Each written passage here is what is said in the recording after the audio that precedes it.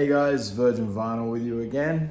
I've got today another one from one of my favorite bands, and I just so happen to be wearing the shirt as well. That's a coincidence, but here we go. Stand Up from Jethro Tull, the second album. And for me, this is really the album that, for me, it's like their first album in a way. Like I do like the first album, but it hasn't really quite become Jethro Tull as we would know it going forward. And the lineup would, for this first sort of classic era, would sort of coalesce here. And you know, you've got, of course, this is the Clive Bunker on drums, Glenn Cornick on bass guitar, and Martin Barr on electric guitar, and of course Ian Anderson doing everything else and writing the songs as usual. And you know, there's something so beautiful and otherworldly about Jethro Tull that just always captivates me, especially the 70s Jethro Tull. You know, I've talked about it a number of times on this channel already, that I think that really, like, and I would even include the first album because it is a good, is also a good album. It's a very good album. It's just not quite the Jethro Tull that I know, that I would come to know and love. And I also heard it much later. I heard it much later than any of the other Jethro Tull stuff. So it sort of stuck out a little bit like a sore thumb. But, you know, hearing it with sort of unbiased ears, it's still a very entertaining, enjoyable album, and I do like it. But for me, it really begins here. But let's say from the first album all the way up until Stormwatch, I think is just a run of utter perfection. You know, that they really never put a foot wrong throughout the 70s.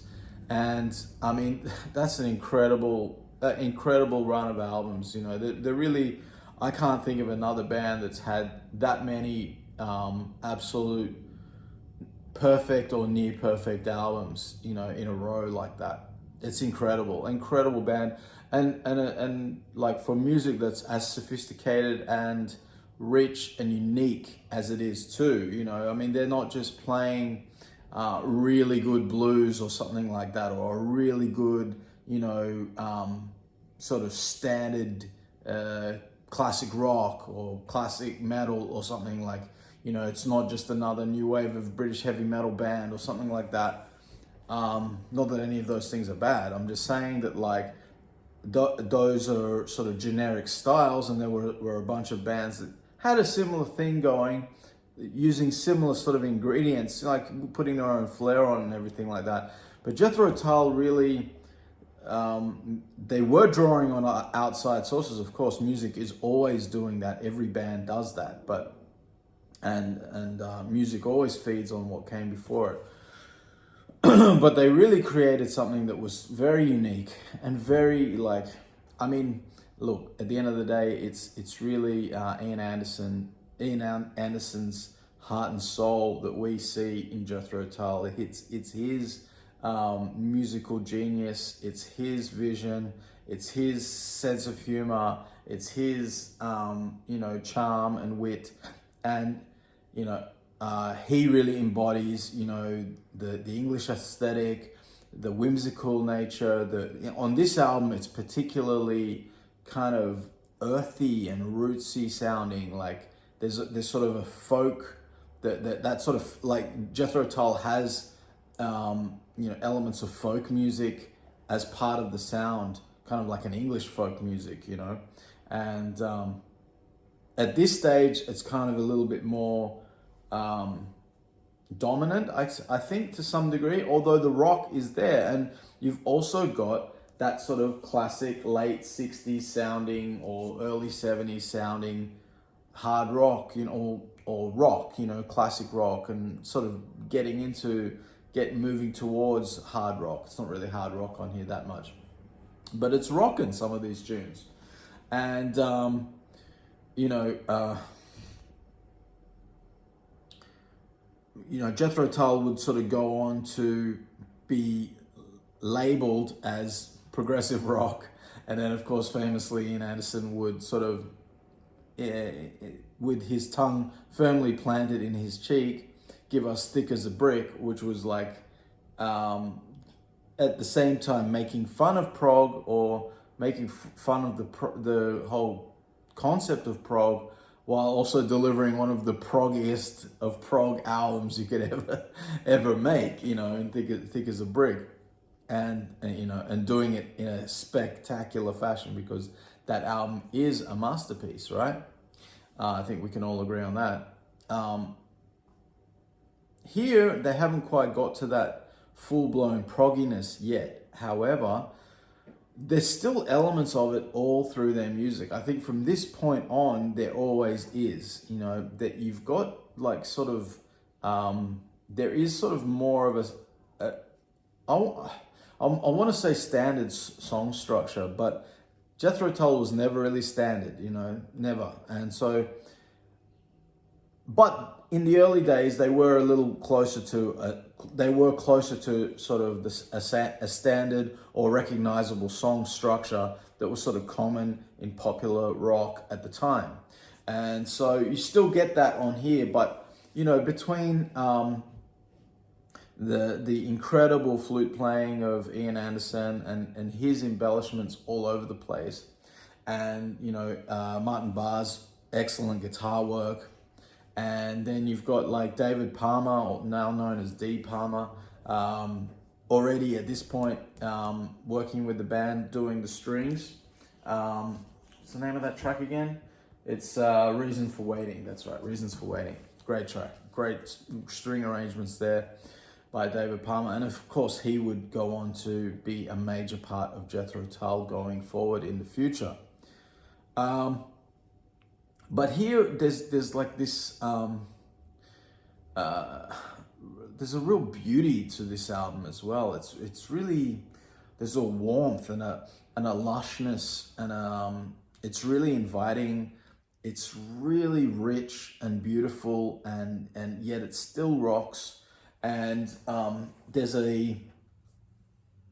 well, I think this is the first album where you get that Jethro Tull otherworldliness, that they would sort of, really dive into on albums, that would come later on down the track. Or otherworldliness is probably not the right way of putting it, but like that sort of esoteric world of, that exists here on Earth. They would explore that on a much deeper level, of course. With albums like Songs from the Wood and Heavy Horses and Stormwatch and like all those albums are incredible, and they all kind of go deeper. But here it's like it's the beginnings of that, and it's already like. And when I say it's the beginnings, it doesn't mean that it sort of sounds embryonic or something like that, even though it kind of is. It's already fully formed. It's already fully formed in the sense of it being completely flawless. I mean, this is a masterpiece album. It's a masterpiece. I think it's an incredible album. I love this album so much. I think it's one of their most underrated, and it's incredible. And anybody who's slept on this album really needs to, wake up, because it is great. But of course, all the Tull fans already know that. I'm just not telling anything new. This is, of course, an Israeli pressing, and from 1975. So there's the back. All right. This is a gatefold. As you can see the inside there.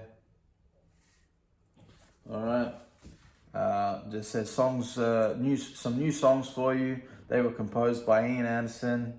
I won't read all of that. That's nothing too exciting there. Yeah, I mean, like, I could pick songs out here, but what's an interesting one, and maybe somebody in the comments can answer this, because I'm really not that sure. What does it say here? Flute, silent track.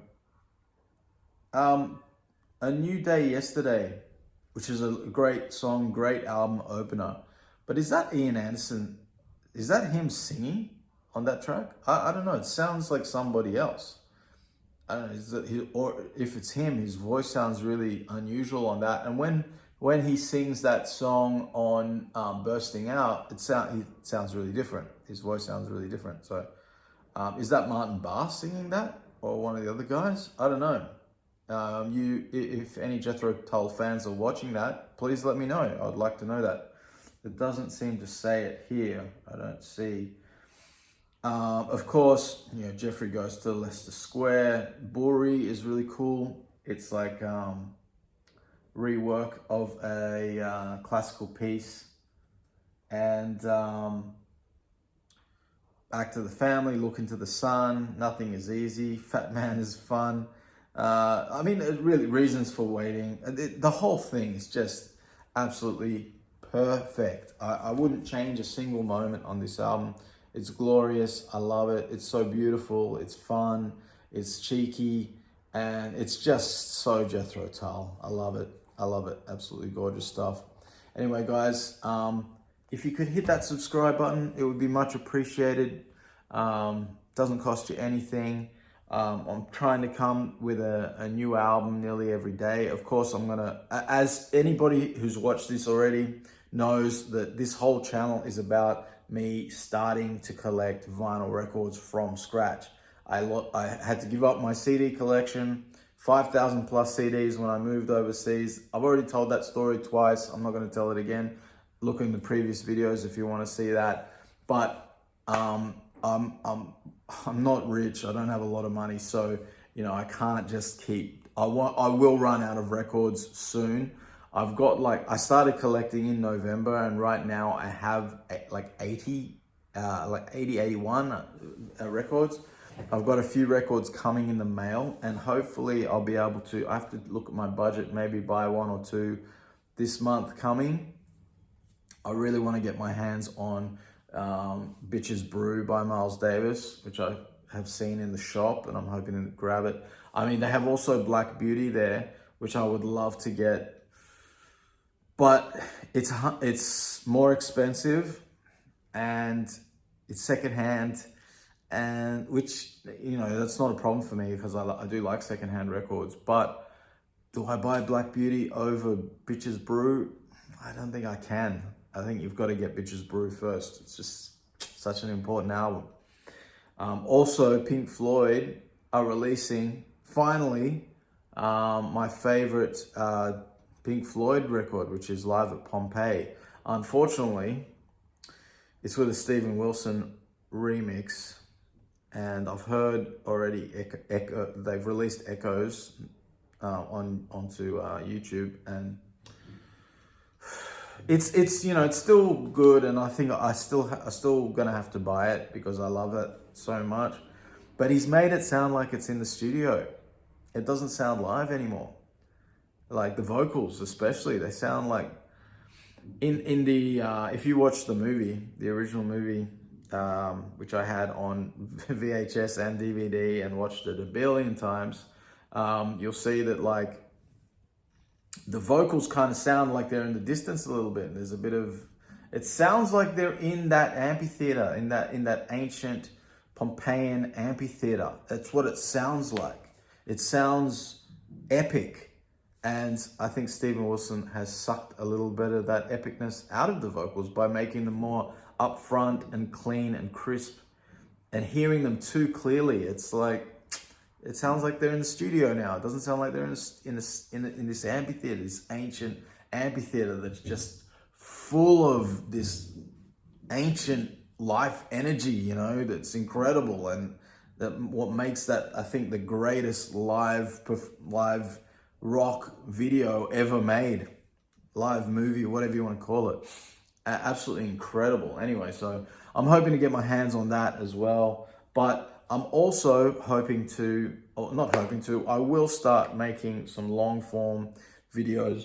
I'll do some more in-depth stuff and explore some of these concepts, and I'll edit them, put music and interviews and all sorts of shit to try and give a little bit more of a deep dive into some of these things that I'm most passionate about that I can't do on my other channel, the Metal Spotlight, where I'm or just talking about metal. Here I'll probably focus more on jazz rock and prog, because I feel like some of these albums need to be talked about, and I'm trying to keep them alive because the current musical climate is absolutely shit. There is good music out there, but it's certainly not in the mainstream. And even the good music that's out there, how revolutionary is it? It's debatable. Are they as revolutionary as this? Like as original as this? Is it even possible to be original anymore? That's another question. It's very hard, and especially the way things are recorded, the way people record these days with modern recording techniques, it sucks all the humanity out of it. And I've ranted about that already before, so I won't go on about it again. Maybe I'll make a more in-depth video at some point about that and sort of give you some examples of what I'm talking about. But anyway, that's where we're at. Sorry for the long rambling outro, but that's it. So I'll see you guys tomorrow with another classic album. I already know what I'm going to talk about. So I'll see you tomorrow.